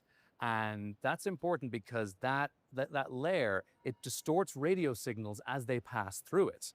And understanding the variability and the structure of that ionosphere will help us to correct for those distortions. For communication. Communication, but also for navigation, because there's going to want to be GPS on Mars eventually. And understanding how the ionosphere distorts the GPS signals will enable astronauts to know better where they are. All these things are taken into account on Earth. It's all behind the scenes. So your phone doesn't have to show you how they're correcting for it, but that's all behind the scenes on Earth. We want to be able to do that same error correction on Mars, and Escapade will help us understand the ionosphere. It's really cool to know that we're thinking about these future problems now. Yeah. And speaking of things that are happening in the future, I mean, Escapade is not going to be making it actually to Mars. The spacecrafts aren't going to be there for at least 2027. That's right. That's right indeed. Yeah. So what happens once Escapade deploys? Kind of tell me more about the trajectory. Okay, well, so after it deploys, first of all, there's a few important checkouts we have to do. The first thing is we got to deploy the solar panels and we got to get it to speak to us. And so actually, the viewers will be interested to know that we may not hear from the spacecraft for up to 3 hours after launch. And that is by design. Okay. Because we have two antennas, one on either side of the spacecraft, and they only work one at a time. And we don't know which one necessarily is going to be pointed towards Earth initially. So if the one that turns on first happens to be pointed away from Earth, we got to wait 2 hours until it decides, oh, I'm not hearing from Earth, and it switches over to the other one. So no one should panic if we don't hear from it within that first hour. But once we know that we have signal, we're hearing from it, and we know the solar panels are deployed and they're facing the sun, so that's called power positive. So it's a safe and a stable mode. Then we can relax, and then we can start focusing on the longer term aspects of the mission. And you mentioned trajectory. So yes, we are taking quite an unusual path to Mars. We are going to spend about a year in a very large Earth orbit, fairly gravitationally bound to the Earth. We're calling this the loitering phase. It's in the shape of a kidney bean. It kind of goes like this. And next November 2026, we're going to come back to Earth after going more than 2 million miles away. We're going to come back to only 600 kilometers above the surface. We're going to use Earth's gravity and burn our engines at that point, taking advantage of Earth's gravity to slingshot ourselves toward Mars. Because early November next year is when the interplanetary window opens for a transit from Earth to Mars. So all Mars missions before us have had to wait until this narrow 3 or 4 week window every 25 months. We're launching halfway between these two windows. So we're just going to kind of hang out in near Earth space until it's time to go to Mars. And this has never been done before. And this is really, really exciting because this actually opens up the possibility in the future.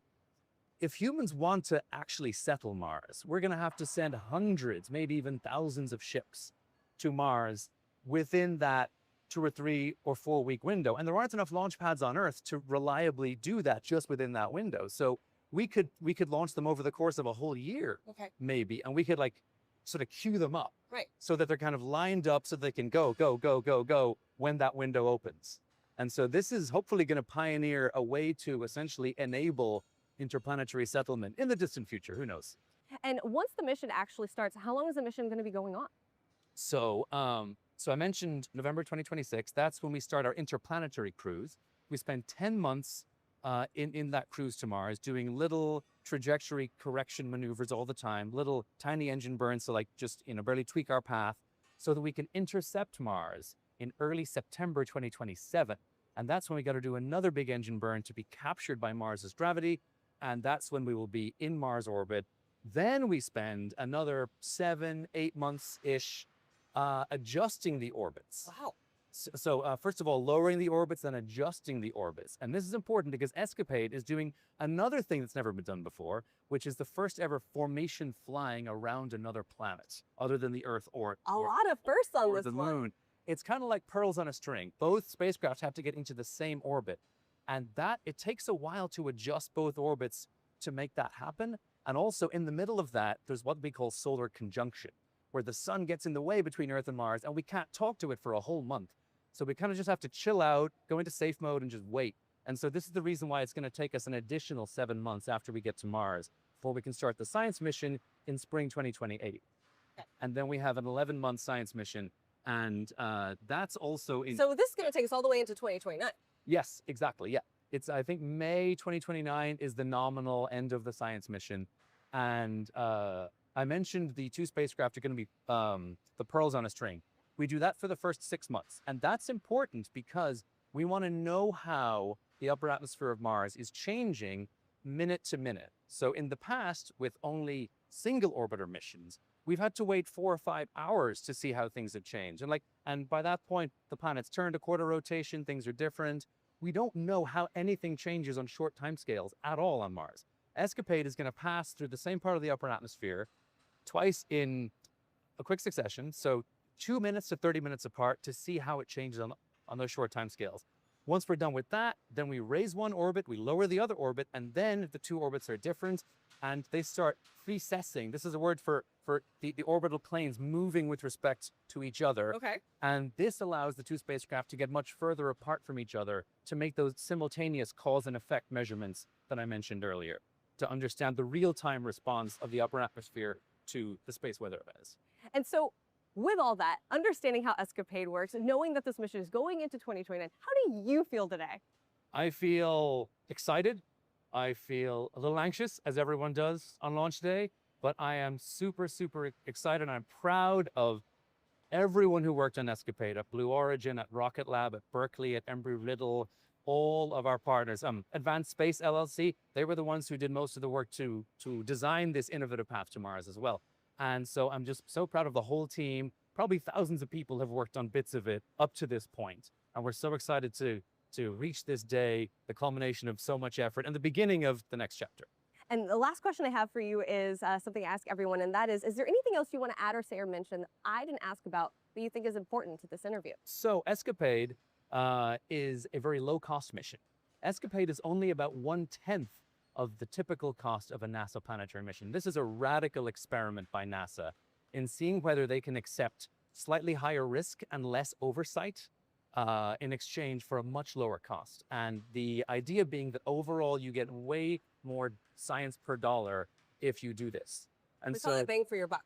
Bang for your buck, science for your dollar. And it's because we are embracing, as I said, a lighter sort of a touch by NASA. We're using more commercial off-the-shelf parts. There are fewer reviews. There are fewer sort of requirements. NASA's kind of letting us run a little more than they would typically. Okay. And NASA's oversight is often what drives a lot of cost. That's great, but it does come at a cost. And so this is hopefully a new way of doing at least a fraction of NASA's science portfolio with this higher risk, lower cost approach.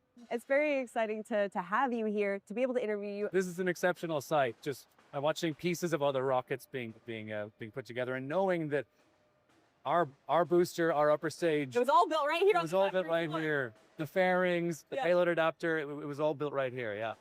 Well, Rob, thank you so much. I appreciate your time. Cheers. Bye-bye. So obviously a great interview and a great opportunity to be able to talk to Dr. Rob Lillis there. If you were just joining us, you are watching the webcast for NG2.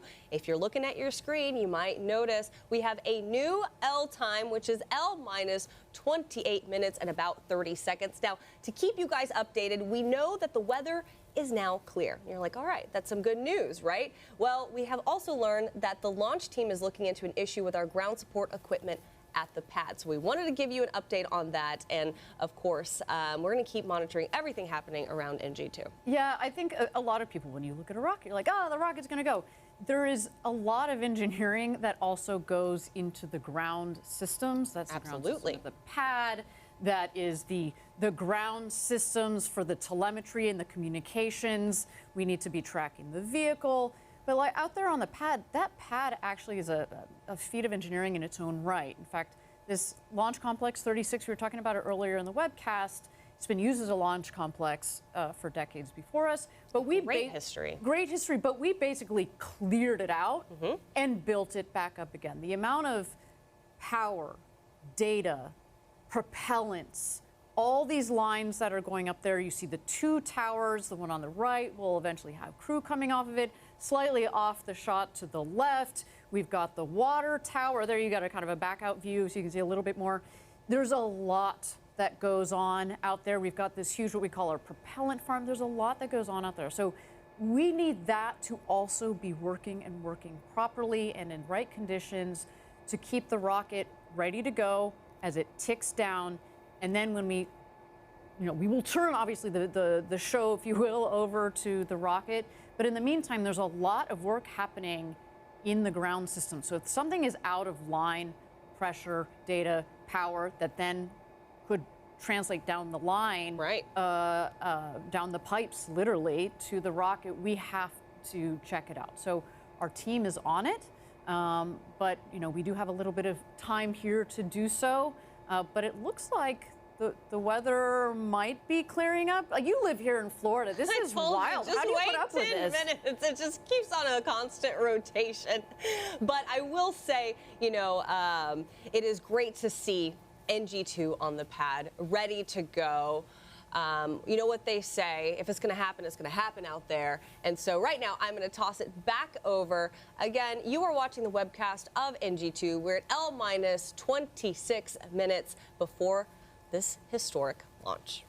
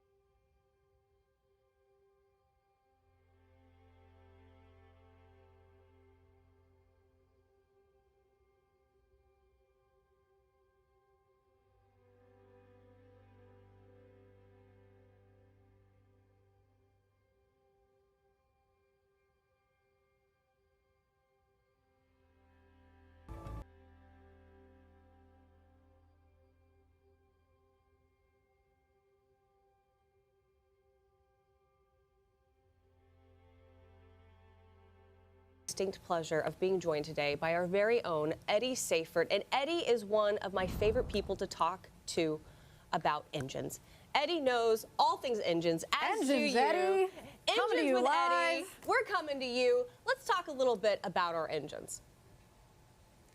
Hey Tabitha, hey Ariane, thank you for the opportunity to talk about our rocket engines, the liquid propulsion systems that for me are one of the highlights of today's show. So our BE4 engines, which are manufactured in Kent, Washington and in Huntsville, Alabama, they're tested at Launch Site 1 at our BE4 engine test stand, as well as at the historic 4670 test stand. Now I'm a former test guy, and these BE4 engines are a medium performing variant of a high performance architecture, and the teams that test these rocket engines are just eking out more and more and more thrust, better ISP for these engines that serves our customers. So like for example, this year we delivered our 30th BE4 engine to our customer United Launch Alliance, and in the building that was behind me when this webcast started, we have multiple shipsets worth of BE4 engines for New Glenn.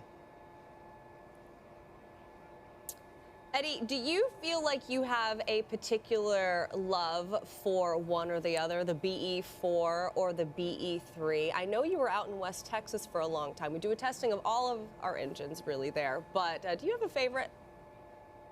Well, no, it's impossible to have a favorite, right? They're all great engines. For example, You can't say you love one of your babies more than the other, huh, Eddie?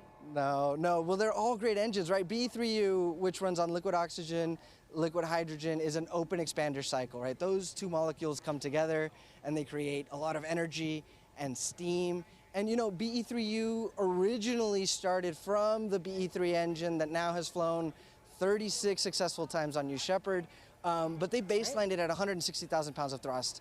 When it first flew earlier this year in January, it flew at 174,000 pounds of thrust. And this team is kicking butt. They keep increasing those thrust levels, keeping the performance high, and really it's all about the upper stage when it comes to the payload. And you see they're actually on the shot. We've got the two nozzles in the second stage of the BE3U. Oh, wow. Those are huge nozzles. Eddie, do you want to talk about why those nozzles are so large on the BE3Us? Why do we have to have such massive nozzles? Right, so in the vacuum of space, these nozzles don't have the atmosphere to push back in them and crumple them when the exhaust is being exhausted at supersonic, so faster than the speed of sound velocities. And that extra nozzle just gives you more momentum and higher specific impulse, right? 30 to 40 seconds more specific impulse, right? The analogy I like to use is if I had a big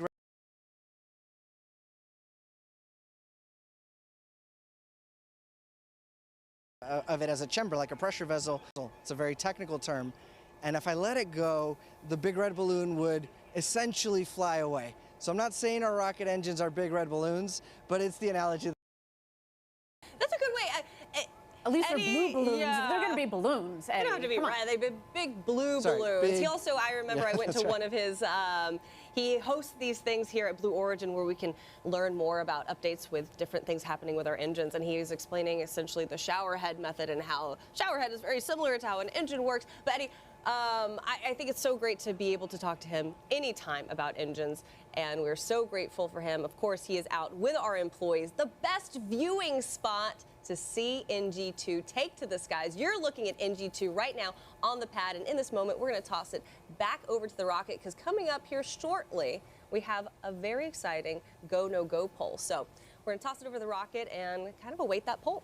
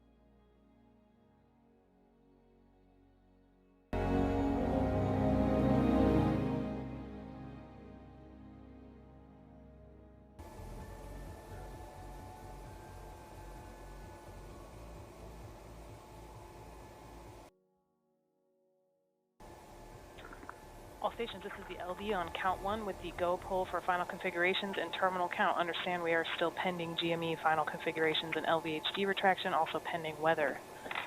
This is the go poll for final configs and terminal count. GC. GC is go pending retraction of LVHD10. LC1.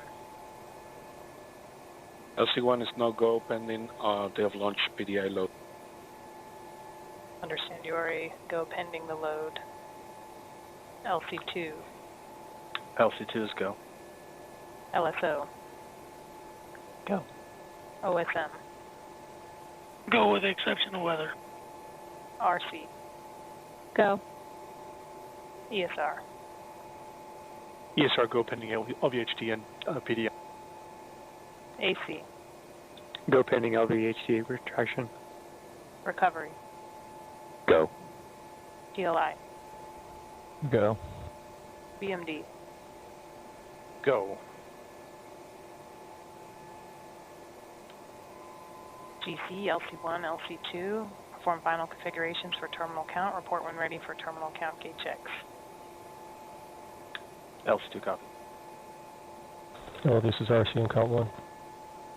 GC copy. Go ahead, RC. A lot of potential sea surveillance violation with a cruise ship. We're still working on Coast Guard to make contact. I'll give you an update as soon as I have it. LD copies.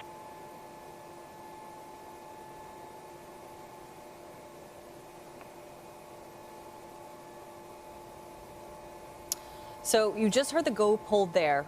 It seems like a conditional go according to the weather.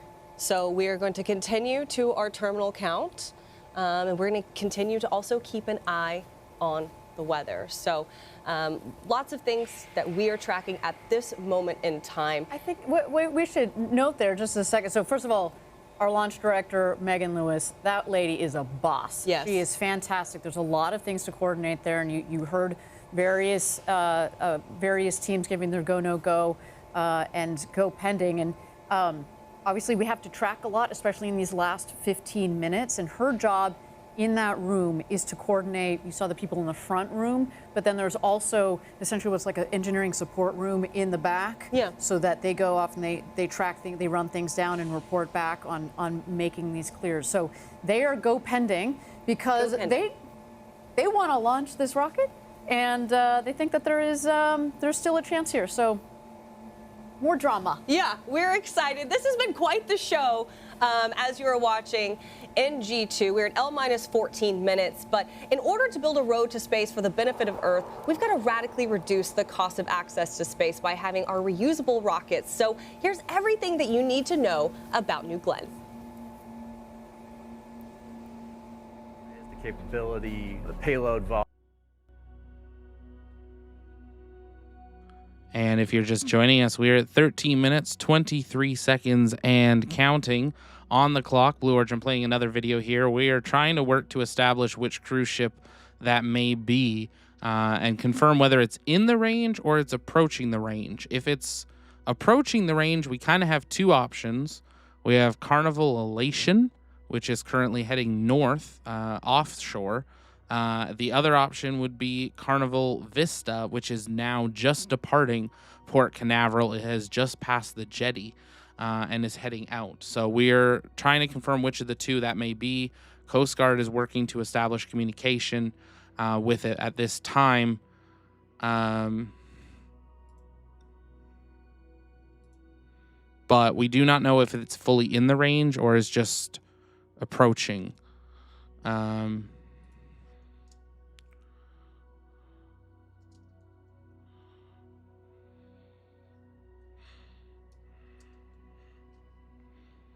As we continue to count down to launch here. Sorry, we're trying to navigate a lot of this in the back channels at the same time and get you guys the most accurate info.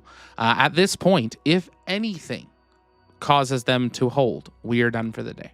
That is the point that we are at. They are now targeting the very, very end of the window. There is no time to hold at this point. We're also hearing they're still working that ground support equipment issue. And going from there.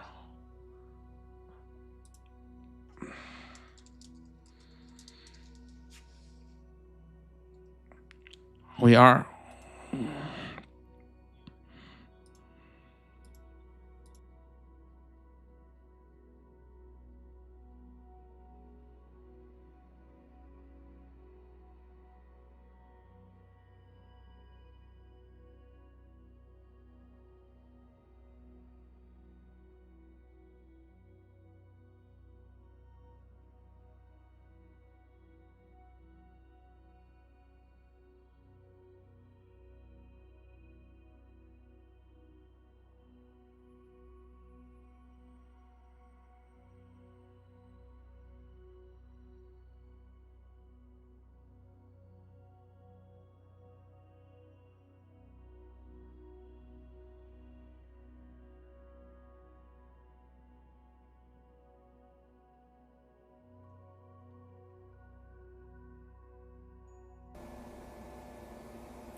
All right, we are at L minus 10 minutes and 34 seconds to go from New Glenn's second launch.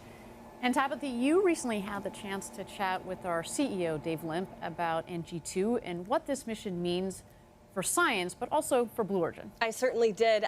It was so great to be able to sit down and actually talk with him. And I think you guys are going to be surprised to learn just how much of this moment has really been building up over time, and how even when he was a child, you know, Dave himself had an interest in space. Check it out.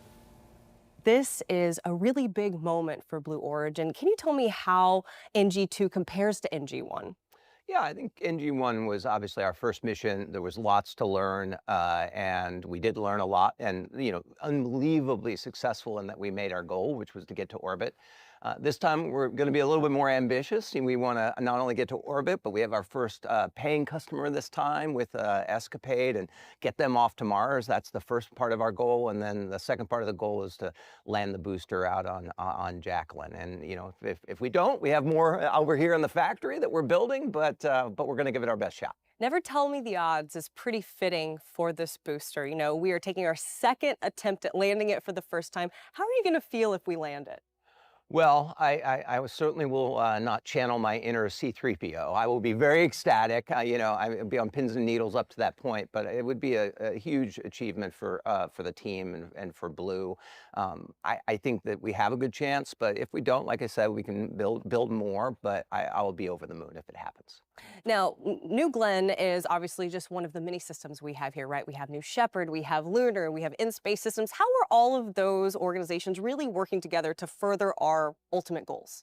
Yeah, I think each component of what we do has a piece of trying to get millions of people to work and live in space, and they all have their individual. But as it relates to this particular mission, a huge amount of people have put work into it. Obviously, our engines team in building both the engines for the booster, the BE-4s, and the BE-3Us for the upper stage. We also have a huge amount of work by the obviously New Glenn team building this vehicle, but also New Shepard has been a pathfinder. So all our avionics fly on New Shepard first, so that we can get a sense of what's going on there and get a sense what it's like to have flight-ready hardware. And so it takes a whole team, and it's a very big cross-functional effort across Blue.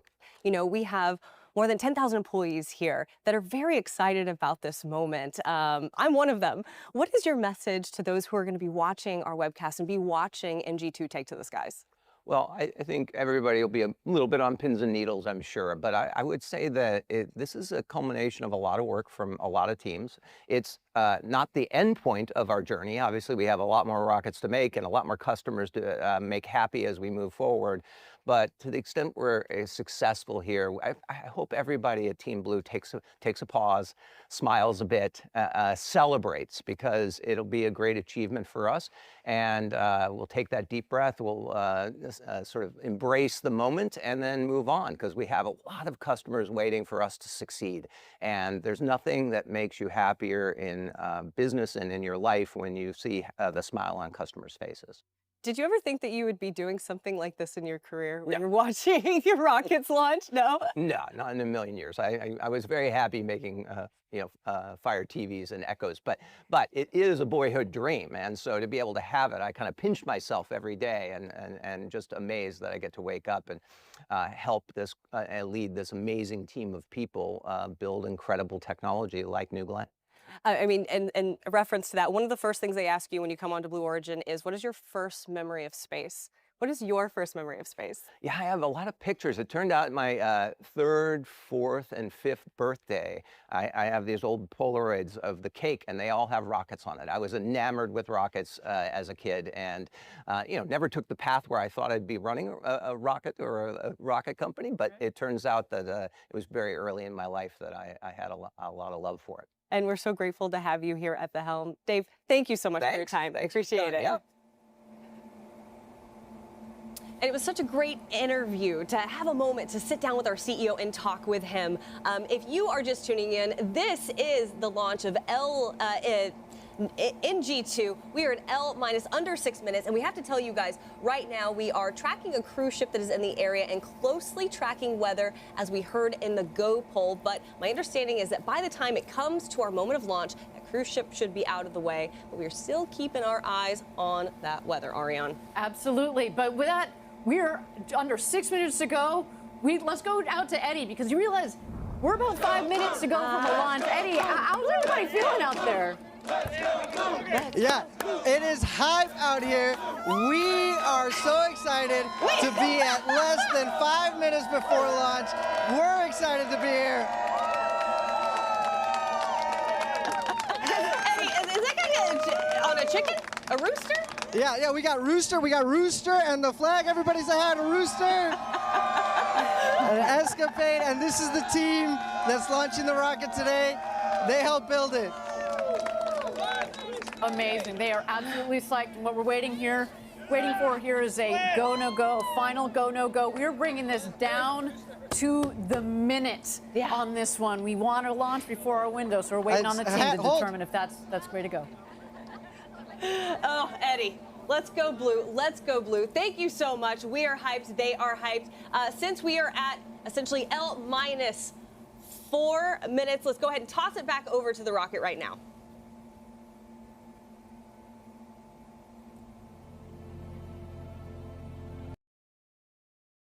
And if you're just joining us, we just entered a hold. 4 minutes, 33 seconds on the clock. I'm waiting to hear if they're going to say anything on the screen. We'll keep our clock running until we have official confirmation. But if they held at that point, which would have been when they should have begun terminal count, we are talking about an end of it for here today. Unfortunately, they have very dramatic, intense music happening on the net. The fact that that's held this long, yeah, this is. I'll call it for them. They're done. We less than 4 minutes they're holding, and that would mean that they are not able to go here today. That would be the end of their launch window.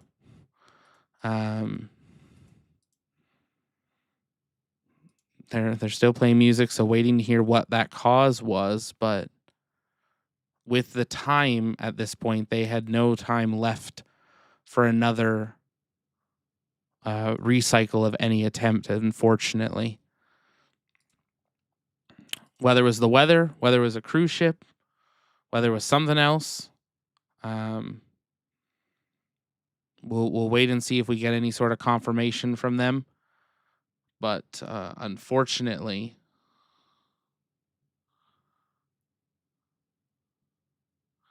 that would be a hold on their account. Just trying to confirm things in the back channel here.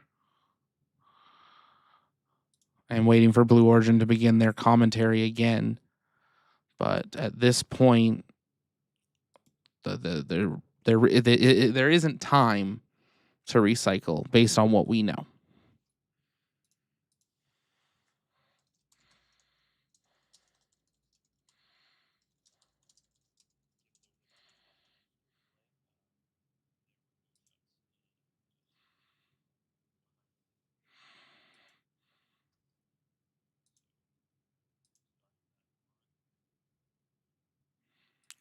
While we wait for official confirmation, if you guys have questions, let us know in the chat.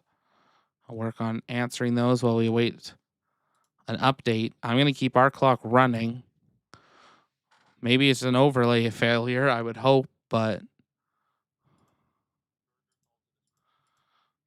we're getting other people in the industry now officially calling the scrub. We're waiting for Blue Origin to officially call the scrub. At this time, we do not have official confirmation, but with a minute 20 till the end of the launch window, well, until the T0,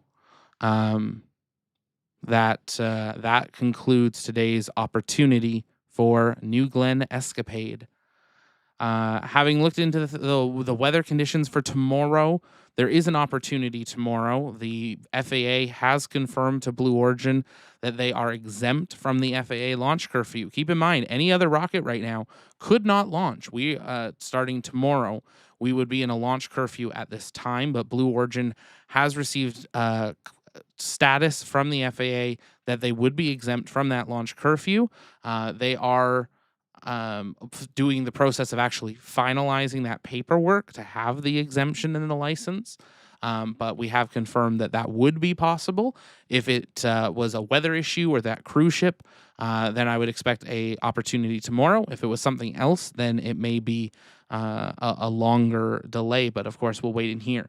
Taking a look at the weather as it continues through the week, though, it is looking like, and there they've pulled their clock off their screen as we come down to those last seconds of what should have been the launch opportunity here today. And we have a scrub still waiting for them to resume their commentary. But unfortunately, New Glenn staying on Earth one more day here today. We'll wait for an update. If you're just joining us, though, welcome. My name is Zach. I'm the founder and host here at the Launchpad Network. Our incredible rocket chaser crew are out in the field. We've got Cameron on the jetty, Gavin's on the beach. We got Ashton in the port, getting poured on, ready to capture today's flight for you guys to get you posters and metal prints. So a huge shout out to them. Say thank you to them in the chat. And I've got Magnus in the back channel. We've got Harvey and David and Lewis and Matt as mods, helping you guys in the chat as well. So huge thank you to them. But unfortunately, it looks like we have to do this all over again. And we'll have to go from there. Hopefully, we'll get some pictures from our team out in the field. We'll get some more posters up for you guys as well overnight. So make sure you head on over to the launchpad.store. You can get your 2026 calendars. And if you use code Escapade, which was supposed to end today, you can use it till it launches. You can get 10% off of your order. Global shipping is available, so definitely check that out. A beautiful view of New Glenn sitting on the pad, fully fueled, ready to go. But unfortunately, we are done for the day here. Waiting for Blue Origin to resume their commentary. They're still playing some very dramatic music. If you have questions, send them in the chat. Tag me at the Launchpad. I'll work on answering those live. I see some people asking when tomorrow. I mean, most launches, it's a 24-hour recycle, give or take 10, 15 minutes kind of thing. So we'll wait for a confirmation from Blue Origin on what the cause of the scrub was today. And then we will go from there on what the new T0 is. We will immediately schedule a new broadcast for you guys as well.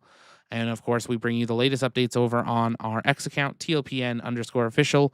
We were giving you updates throughout today's broadcast on there from what we're hearing from our sources at Blue as we navigated today's launch opportunity. But unfortunately, it doesn't look like we're going to get off the ground, or definitely not going to get off the ground today. Quick little programming note for those just to have an idea of what's coming up ahead in launches. We have Starlink 6-87 set to... Oh, let's listen in. Patiently waiting. So I have an update for you. Today's NG2 launch is scrubbed due to weather, specifically the cumulus cloud rule. We're reviewing opportunities for our next launch attempt based on forecasted weather. I know we were all really excited to watch NG2 take to the skies today. We came down to the wire, and then there you have it. But my name is Tabitha Lipkin. This is Ariane Cornell. We're going to keep you guys posted and updated with all the information that we get as it becomes available to us. That will be on our social media. And until then, we look forward to seeing you at our next launch, and stay cool. Gradatum Ferociter.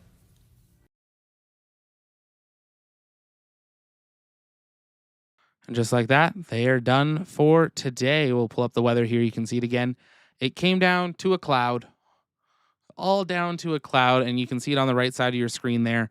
That green cloud, that thick cloud there right over the pad. Likely the reason we had to scrub, because we would have been about a minute into flight now. So that would have been there at the time of launch. Unfortunately, it's what it is. There was also lightning being monitored in the area. We were in a lightning phase 1, basically a lightning watch in the region.